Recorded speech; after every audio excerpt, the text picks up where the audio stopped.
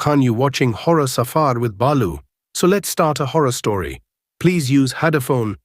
आज आपको एक अजीबो-गरीब प्रेम की कहानी सुनाती हूँ। जानते हैं, ये जो हवेली है ठाकुरों की है, बहुत ही रुआब था। ठाकुर बलदेव सिंह अपने नाम की तरह ही बलवान, बुद्धिमान और रौबदार ठाकुर थे। धनवान तो थे ही, किंतु सुंदरता के भी बड़े पारखी थे। उनकी 2 पत्नियां थीं, जो एक से बढ़कर एक सुंदर थीं, किंतु दोनों के कोई औलाद नहीं हुई।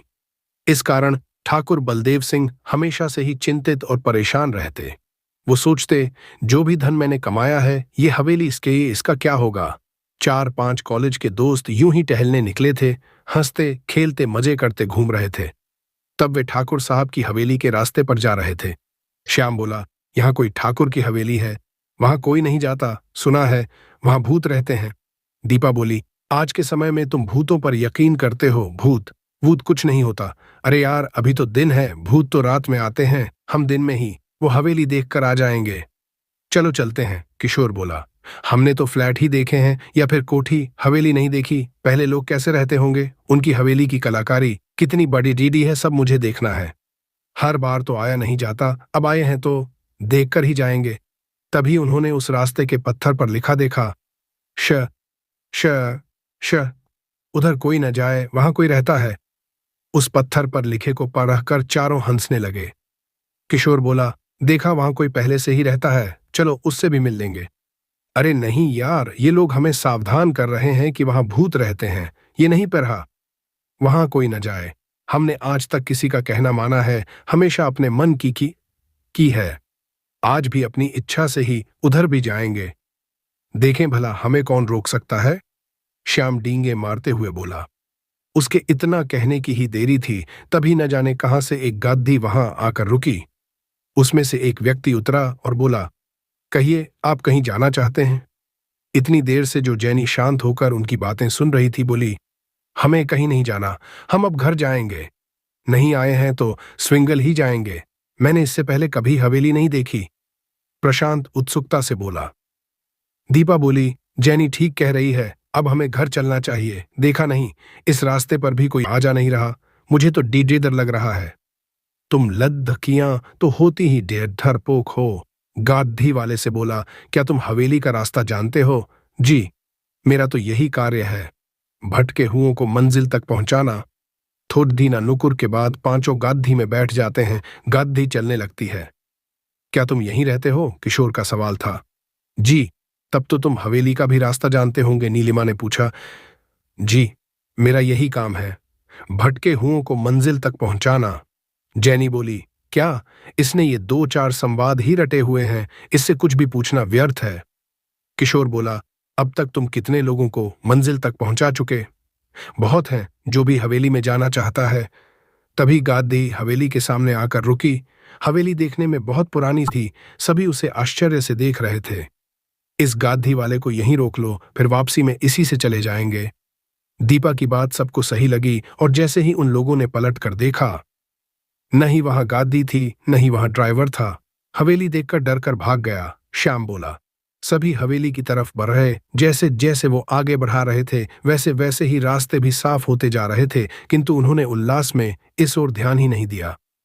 वो यार, पहले लोग इतनी बड़ी बड़ी हवेलियों में रहते थे, क्या ठाठ थे, क्या शान थी। दीपा बोली। हवेली का बड़ा दरवाजा खोलकर वो अंदर घुसे।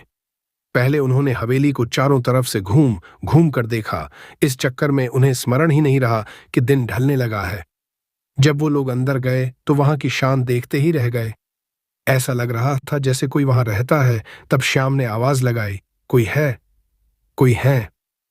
तभी एक बहुत सुंदर महिला किसी एक कमरे से बाहर आई और बोली, आइए, आप लोगों का स्वागत है। जैनी बोली, देखो, यहां तो पहले से ही कोई रहता है, वैसे ही इसे भूतिया हवेली कहकर बदनाम कर रखा है। उस महिला से बोली, आप अकेली रहती हैं या और भी कोई यहां रहता है। वो महिला मुस्कुराकर बोली, आप आइए तो सही, और लोगों से भी मुलाकात हो ही जाएगी। उनके लिए खाने का भी प्रबंध किया गया। तब दीपा ने पूछा, आप इस हवेली में कब से रह रही हैं। बरसों हो गए, उसने मुस्कुराकर कहा। ये हवेली किसकी है और इसे भूतिया हवेली क्यों कहते हैं, यहाँ तो आप बीडी डीरे ठाट से रह रही हैं, देखने में किसी राजघराने की लग रही हैं। वो मुस्कुराई। आप हमें कहानी बताइए। तब उसने कहानी सुनानी आरंभ की थी। ठाकुर बलदेव सिंह परेशान थे, मेरे पश्चात इस हवेली और मेरी धन संपत्ति का क्या होगा। फिर क्या हुआ? संवेद स्वर।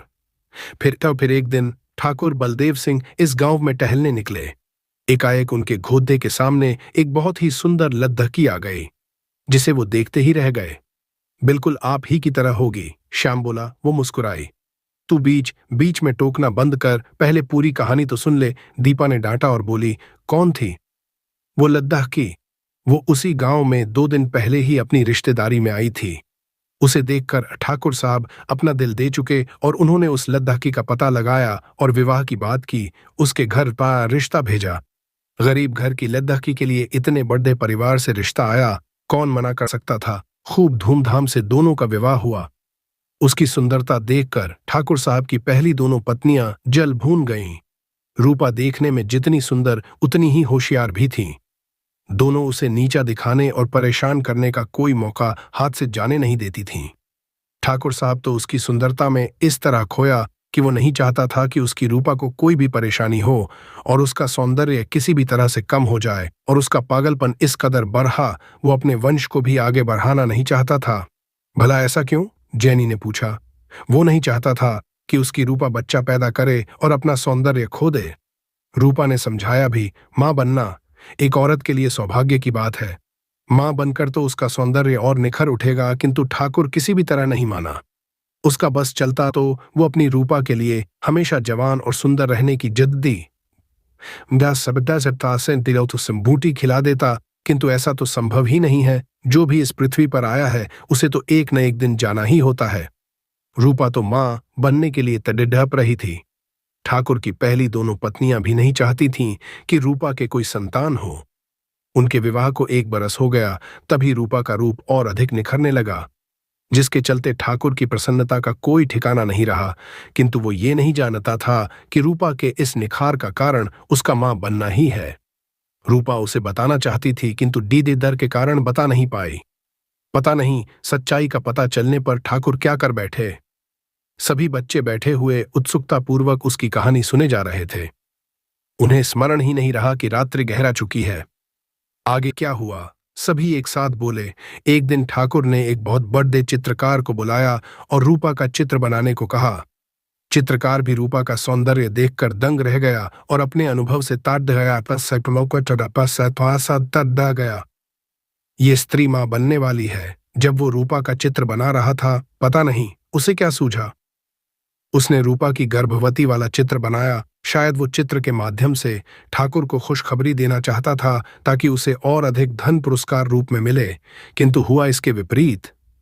ठाकुर को क्रोध आ गया और रूपा के सुडौल तन को इस रूप में देखकर आग बबूला हो उठा और चित्रकार को इनाम देने के बदले उसे दंड सुनाए दनेओ सास नमा अनु सुना दिया। जब चित्रकार को अपनी गलती का एहसास हुआ, उसने सोचा, मरना तो है ही, क्यों न इस ठाकुर के अजीब प्रेम को हकीकत दिखला दी जाए। तब वो बोला, सौंदर्य कितना भी सुंदर क्यों न हो, एक न एक दिन नष्ट हो ही जाना है। फूल भी सुंदर होते हैं, किंतु एक समय पश्चात उन्हें भी मुरझाना पड़ता अब बढ़ता है। इसी तरह नारी हो या नर, एक न एक दिन उसे वृद्ध ही होना है और उसके तन को नष्ट होना ही है। चित्रकार की बातों से ठाकुर को सीख तो नहीं मिली, किंतु वो चिंतित अवश्य हो गया। उसने रूपा के सौंदर्य को इसी तरह बरकरार रखने के लिए स्विंग से शीशे का ताबूत बनवा दिया।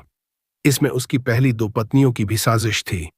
उन्होंने ही बताया था, इसके सौंदर्य को बरकरार रखने के लिए इसे शीशे के बक्से में बंद करवा दो।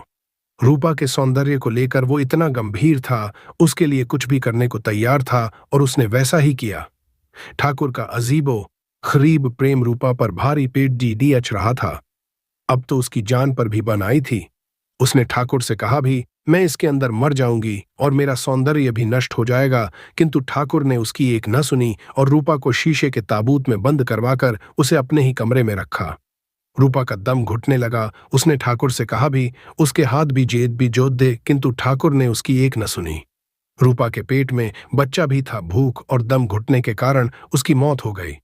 शाम को जब ठाकुर कमरे में आया तब उसने सबसे पहले रूपा को देखना चाहा, किंतु अब उसमें कोई हलचल नहीं हो रही थी।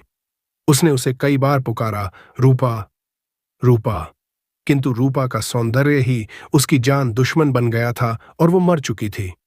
ठाकुर ने वैद्य जी को बुलाया, तब उन्होंने बताया, ये दम घुटने से मर चुकी है और इसके पेट में तुम्हारे वंश का वारिस भी था। इतना सुनते ही ठाकुर की मनःस्थिति और खराब हो गई। उसने चित्रकार के चित्र को उठाकर देखा, इसका अर्थ वो समझ गया था और मैं समझ ही नहीं सका, नहीं जानने का प्रयत्न किया। अब उसे रह रहकर अपनी गलती का एहसास हो रहा था। उसने रूपा का कोई संस्कार नहीं किया, उसको उसी तरह शीशे के ताबूत में बंद कर दिया और स्वयं भी उसी कमरे में बंद हो गया अपनी रूपा के साथ। आगे क्या हुआ?